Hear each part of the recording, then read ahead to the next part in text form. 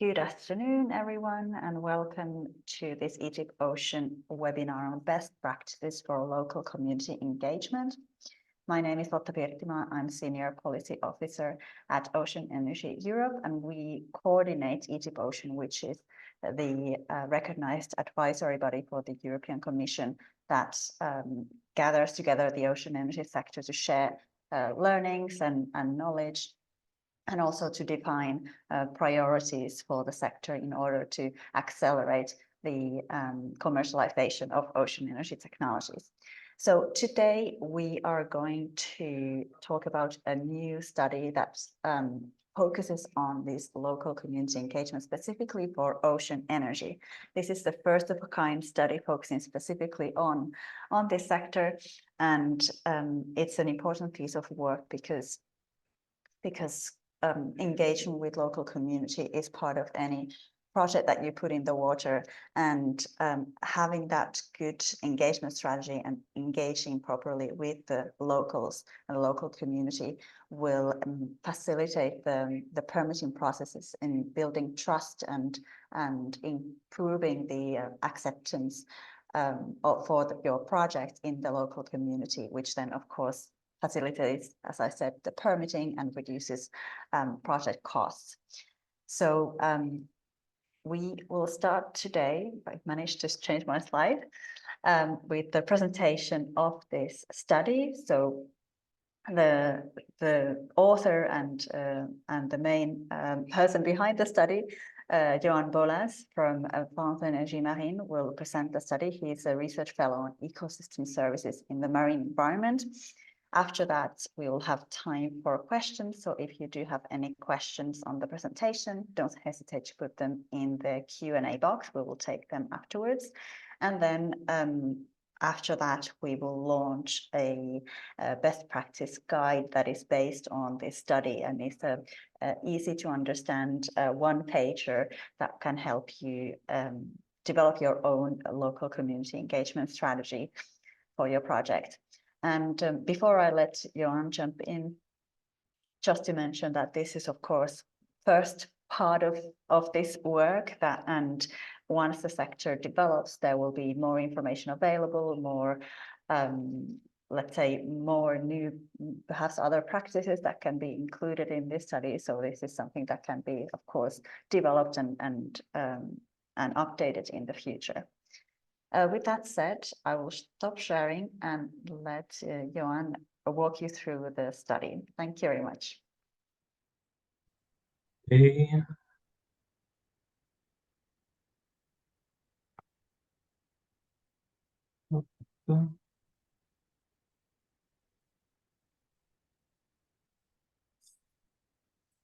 Can you see my screen? Yes, perfect. Okay, great.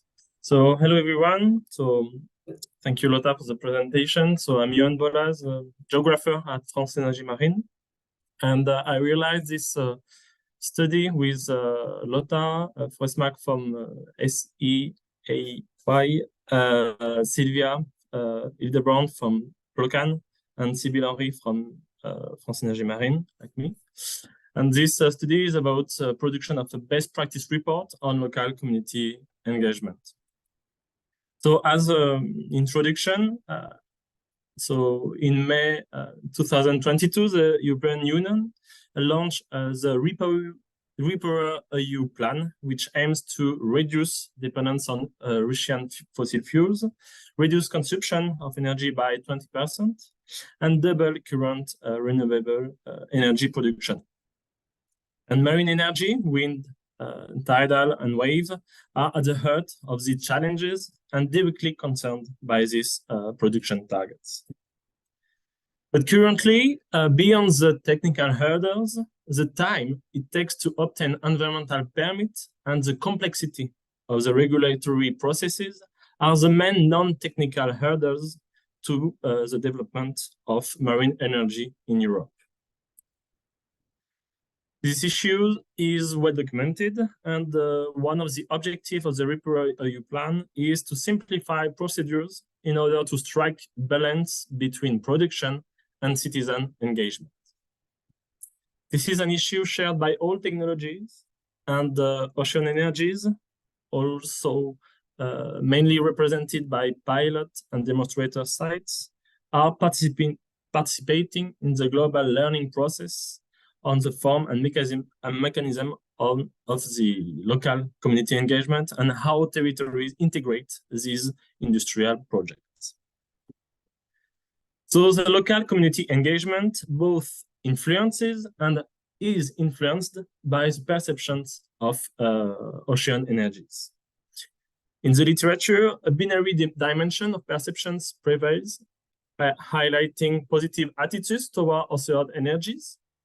These are associated with the fight against climate change, technical innovations, and environmental and socioeconomic benefits. But also negative attitudes, on the other hand, relate to personal interests, skepticism about technical efficiency, local economy, or biodiversity benefits. Thus, the question is to know how the process to engage with local community participate to the integration of the ocean energy project within the territories and in their acceptance by local communities. To help answering this question, the objective of our study was to identify best practices for local community engagement in the ocean energy sector, make recommendations to anticipate potential conflicts and propose compromise solutions, and at the end produced a best practice guide on local community engagement relative to ocean renewable energies. So to achieve these objectives, between last November and April, we realized different surveys and interviews destined to ocean energy project partners who experienced local communities engagement actions in Europe. So just a little information about our methodology. So our methodology was structured in 3 parts, with first a state of art of the regulatory and institutional and political frameworks in the European Union. Second, an online survey whose objective was to identify what are the legal requirements for engagement with local communities, and if the developers are simply complying with the legal obligations or are they doing more. And finally, some deeper interviews with ocean energy project developers to obtain detailed information on the local community engagement processes they realize and to evaluate the impact of these engagement measures and to identify good practices for engage with local communities. Considering all the results, we obtain information both from the online survey and the interviews. So we obtain information about 19 projects in Europe. We obtain information for the main ocean energy producers with a bit more of information for Spain, France, and Portugal. And the majority of the cases were handled both in the survey and the interview. And all these case studies represent all types of projects, ocean energy projects, with mainly information about device demonstrator and for wave energy projects. And so we obtain information about 16 wave energy projects and 5 tidal projects. So if I present the results, so from the results, we have produced a participation scale aiming to represent the different type of engagement with local communities. So we adapted this typology from previous works, analyzing the power sharing between decision makers and local communities. So applying this scale to the ocean energy sector, so we define 5 different levels of participation. The 2 first levels, the consultation and information, are more about information than participation, really. The difference between these 2 types of participation is that consultation requires feedback from local communities about the project, But this doesn't mean that the community really needs, the community needs are really taken into account. And so from a European legal perspective, the required level of participation is this one, the consultation. So the objective is to inform and obtain opinion from citizens and key stakeholders from the project. The third level is conciliation. This in this level, so the key stakeholders and citizens are consulted. They do not influence the choice of the project area or its characteristic, but can negotiate with the developers about potential compensatory measures concerning potential environmental or socioeconomic impact. In the fourth level, the partnership model, we call it like that. Here, developers actively interact with stakeholders and citizens to decide on certain technical details of the project or to negotiate measures to avoid, reduce, and compensate some of the impacts. So the majority of the projects that we studied follow that model. And from our study, the partnership can take three forms. First, the public debate, where the population is invited, the citizens are invited without any restriction. Second form of partnership is strategic meetings with key stakeholders. Here, the developers organize specific meetings with these stakeholders to identify compromises to avoid, reduce, or compensate potential negative impacts. And the third option is the creation of a steering committee.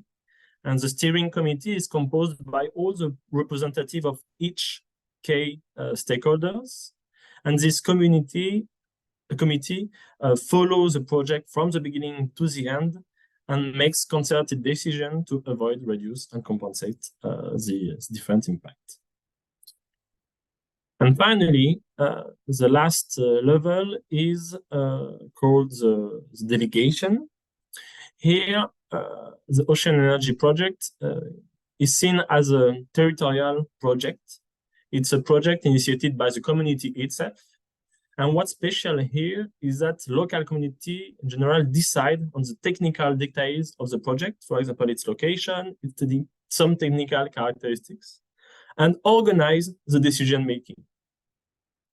So this is a rarely observed level, but in our sample, we observed it twice.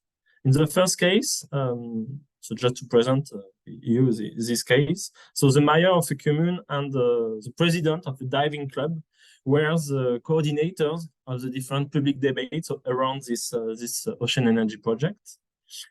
And in the second case, the local communities set up a project for a wave-powered site, define their needs and conditions, and then called in developers who thought to meet the needs expressed by the community. And what's interesting about this type of approach is that it sits equally between developers and the communities. And here, the project developer is put in the background and is one of the stakeholders among others.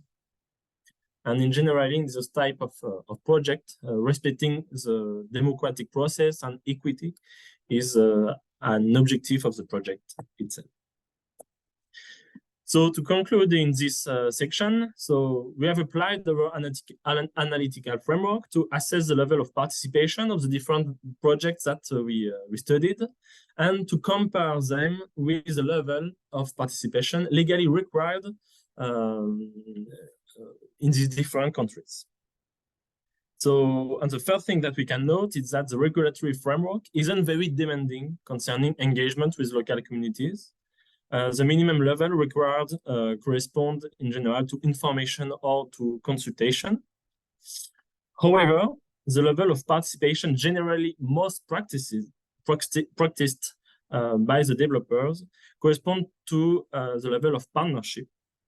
This indicates that project developers are deploying more developed engagement procedures than those legally required And this is an interesting result, which also point out that the legal framework is not clear enough and demanding enough for the integration of the project in the territories.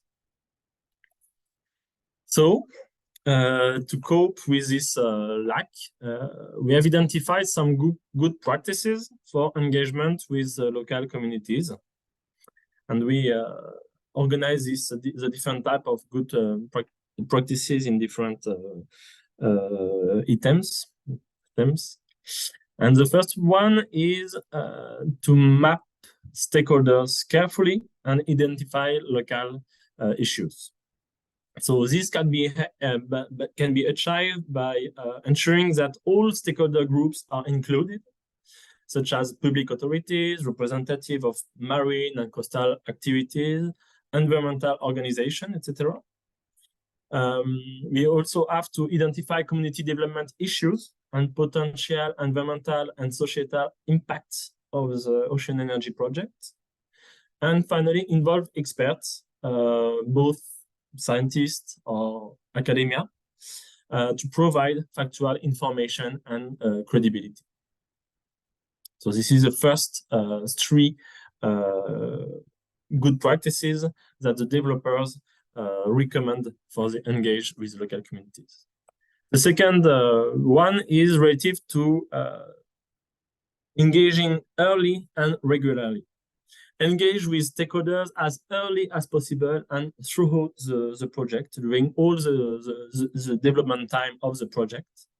And we observe that it's better to provide even a small amount of information on a regular basis rather than a large amount of information at the beginning or at the end of the project on an ad hoc basis. So this creates trust and reduce information overload. The third item is to share information transparently. So share information about the project through many different media to broaden outreach. So what it means, share information in newsletter, information pages on websites, on social medias, newspapers. Second, educate the public on the technology and present the project scope and objectives clearly. A clear, high-level understanding of the project will improve a lot social acceptance. Third, present tangible example of environmental and socioeconomic benefits based on feedback from other ocean energy projects to increase the public support. Be adaptive, transparent, and honest, and consistent in your communication.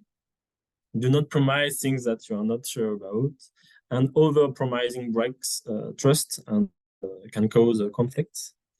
And finally, anticipate fake news by acknowledging potential scientific uncertainties that the local community might misunderstand, and transparently explain the real consequences of this uncertainty. If fake news arise, publish counter-argument as quickly as possible. And finally, meet in person with locals and key stakeholders. So to do that, organize public meeting open to the whole community. This will give an opportunity for them to address any question or concerns directly. Also organize specific meetings with key stakeholders to integrate them in the project development and identify solutions to potential conflicts. Third, consult with the community and include them in the decision-making as much as possible. This ensures that project objectives are in line with community needs. And also, if you can, identify a mediator within the community who is trusted by and part of this community and can relay all the information about the project. So this mediator and also the media should relay only factual and verified information. For that, ensure that the mediator and the media understand correctly the information regarding the project, respond to any issues raised by the mediator, or the media, and maintain a manageable amount of number of close interlocutors to share information with and to avoid misunderstanding. For example, you can choose to discuss only with one journalist per media. And finally, as an alternative to identifying a mediator, you can create a steering committee with representative of each key stakeholders, public authorities, and project developers to support decision-making and information sharing. All the different projects that put in place this type of steering committees report that this was very beneficial for the project. So because the steering committee is an efficient place to discuss issues and bottlenecks related to the project, and you can also easily liaise with the community and transfer all the information and connect with the community. So finally, to conclude, some key points of our study. So first, we prioritize stakeholders' expectations and needs on regulatory and institutional frameworks. We also define developer practices for engage with local communities. We discuss these practices with the regulatory and institutional frameworks, and also highlight some alternative forms of engagement that could help improve engagement practices with local communities. And what we observe is that the challenges of social acceptability lie on structuring collective action between the developers and the local communities. And developers can innovate and implement measures to engage with local communities in response to a regulation that is not always appropriate. And finally, as a perspective, so we propose this guide to sustainably integrate the good practices for local communities engagement to develop more win-win strategies between developers and communities. And the question that we could ask and see for the future if how can the sustainable inclusion of these practices could transform stakeholders' perceptions and help ocean energy project development. Thank you for your attention. And so if you want to know more about the study, all the results are available on the ETIP Ocean website. And if you want an easy guide, we also have prepared a summarized leaflet as well. Thank you very much, Johan. Thank you for the thorough presentation of the study. Now, if you do have any questions, we have time to take those. I will maybe start with one myself that I had. Perhaps you mentioned this, but just to make sure, you said that you have to engage with all the stakeholders early and regularly. But what are those different stakeholder groups? Like, if you could just repeat the list one more time. So stakeholders groups are also representative of each marine activities, fishermen, representative of anglers, of harbor authorities, touristic activities.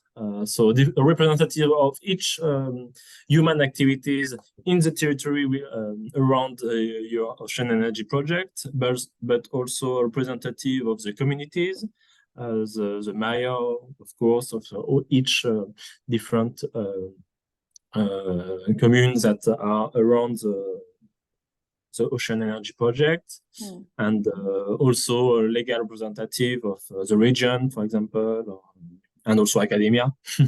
So yes, this is before the beginning of the project. This is an important step to correctly identify all the stakeholders that are part of the community, and what are the different activities, human activities, and what are the different representative of these different activities. Also, how the information in the community are transmitted, what are the media, etc. This is an important step to integrate all of these stakeholders in the project. Okay, thank you. We just got our first question here in the Q&A box. Do you have a link to your review of exiting legal requirements for engaging with local communities? So we will put a link, existing, exactly, I wasn't sure, existing legal requirements for engaging with local communities. So I believe, Johan, all of the information is in the study that we will put the link in the chat. Yeah, I didn't present this here, but I produced a table of the different main ocean energy producers in Europe, and defining what are the different legal requirements of these countries, and at what type of participation level this corresponds.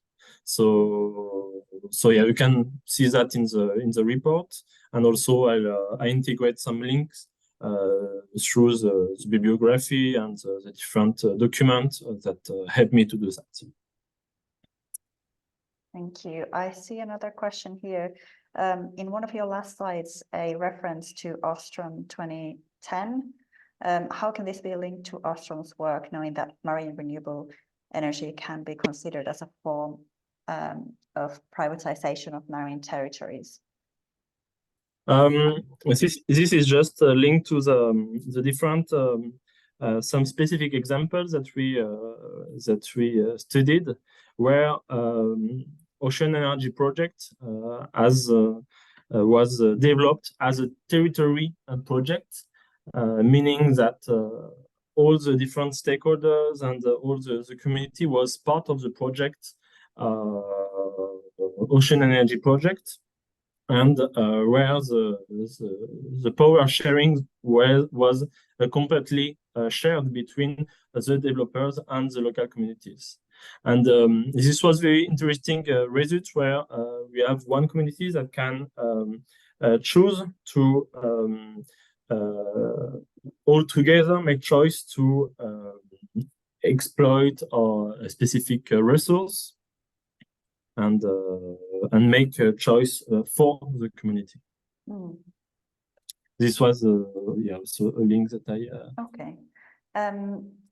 So I see a few more questions here. That's great. Keep them coming. So thank you for presenting this important study. Thank you. You showed quite a big difference between, for example, Scotland and Spain in levels of engagement. Do you have an explanation for these differences? Does it depend a lot on previous political practices, or, for example, on which companies involved? Do you have any thoughts on that?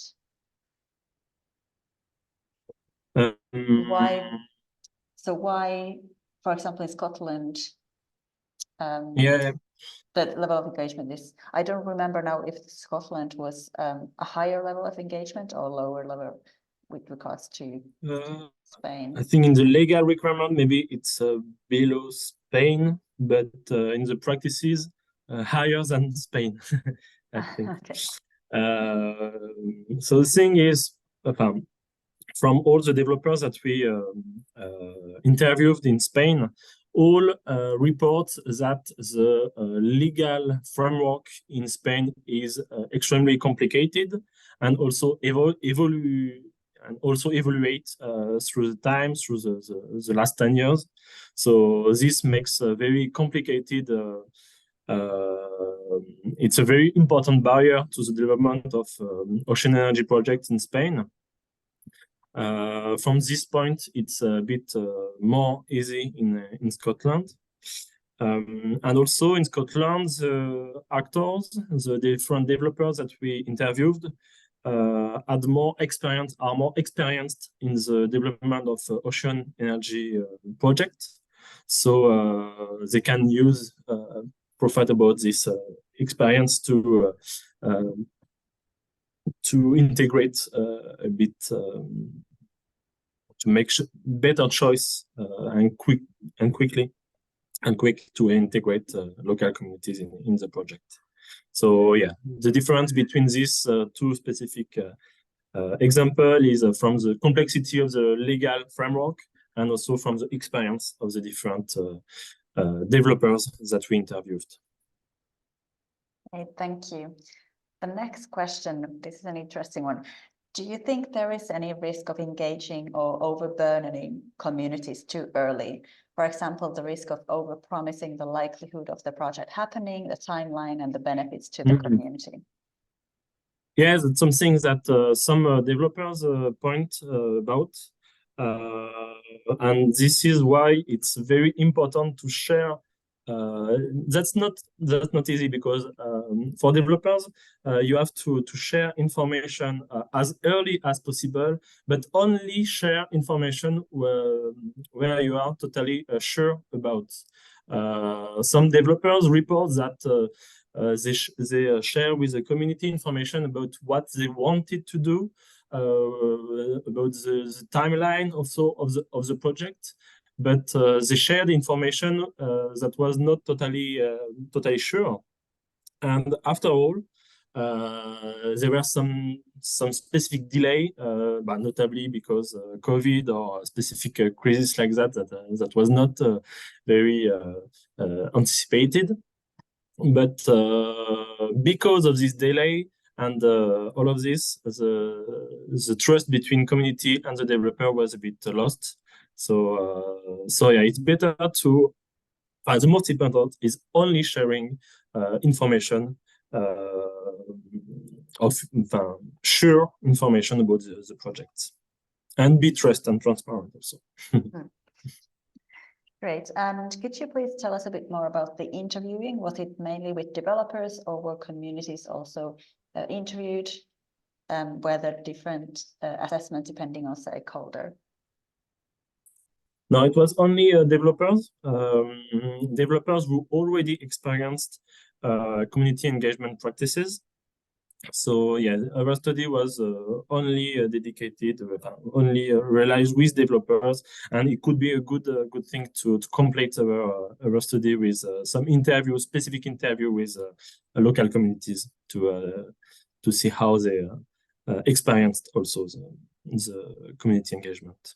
Indeed, that might be a good topic for a next version of the study. Then a final question here, in case you have encountered such project, were there any difference between communities living by the sea and communities living by rivers, estuaries? I don't know if you have any thoughts on that. Well, we didn't observe that type of differences, but also it was not really a scope of our study. So we didn't deeply study the geographic situation of each project. But I believe all the interviews that we had were in coastal regions, so not rivers or estuaries. So yeah, you're right, Lotta. We also choose to only focus on ocean project and not in the river project. Yeah. Yeah. Okay. If you still have any questions, you have time to put them in the box, in the Q&A box. Oh, I just saw a new one before I share my final slide. Where do you see the responsibilities? Who should collect data on, for example, socioeconomic issues? Is that the developer? Who should be responsible on that kind of data collection? For example, there might be issues of bias if the company does it, and similarly with governance collection. Yeah. But the first step, I think, will be to really discuss about this type of issues with the communities. And after all, if possible, to base the answer and make studies with scientists and academia, and to have certified information. That's factual information from the scientific community. Yeah. Exactly. Yeah.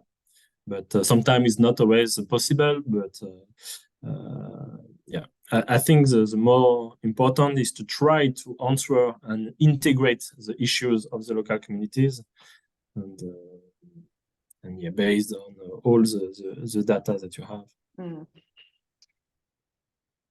Good. I see a couple of questions asking for the link for the full study. So because the QR code that I have in the press release, we put the easier to grasp summary sheet, but there is a link also in the summary sheet for the study. But I will put it in the chat in a couple of minutes. I think there's one more question that I take, and then I'll show you or give you the link. So what is the financial cost benefit to developers of increasing community engagement? So that's true that engage with local community is not easy. It requires some time, it requires some specific skills, and like we said, it's not always easy to identify who involved. It's not easy to co-construct the project with the communities, so it can be seen as a loss of time, and it's time and cost consuming. That's true, but the strength is to, at the end, increase the support of the project and fight against potential negative perception of the ocean energies, and this can be so at the end the result can be a better integration of the ocean energy project, and so yeah, for the community also, it's a very interesting process, because it's a process. The community engagement can help them to obtain information about their own territories, to better understand technical and economic issues, to improve the visibility of the territory, also improve the democratic process. So yeah, engaging with the local community have both strengths and weakness, both for developers and local communities. And we developed a list of all these different strengths and weaknesses in our report. So if you want more detail about that, you can also see it directly.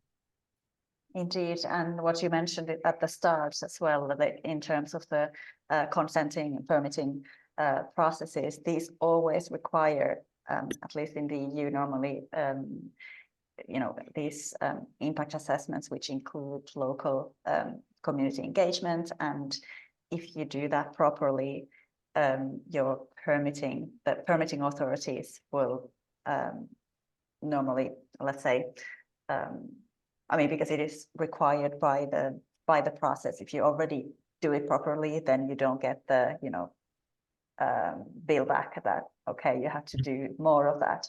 You've already done that. It will accelerate or facilitate the permitting, which of course has a direct cost reduction on your project.